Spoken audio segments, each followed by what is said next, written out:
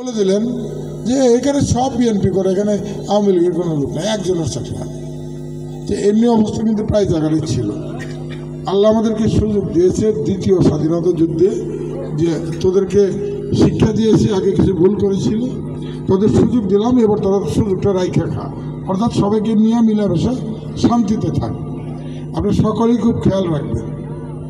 আর ফটকা কিছু চাঁদাবাজি হয় এখন যেটা দেখতেছি, কিছু কিছু, আমি সবাইকে চিনি না, ওই আওয়ামী লীগের নামধারী কিছু পোলাপান আছে টুকাই, যারা এই রাস্তাঘাটে লাফালাফি করে 2-4-10 টাকা এর কাছ থেকে নেয়। এইরকম কিছু মানুষ এখন কিন্তু বিএনপি পরিবারের ভিতরে ঢুকে গেছে, আরও ঢুকবে। আপনারা সতর্ক থাকবেন যে কোনোভাবেই তারা যেন বিএনপির নাম ব্যবহার না করতে পারে। এটা একটু মাথায় রাখবেন, আমাদের ভিতরে থেকে এটা দেখা যাচ্ছে, এই ব্যাপারে একটু খেয়াল রাখবেন। তো বৃষ্টি অবধি নামবো, কথা তো অনেক।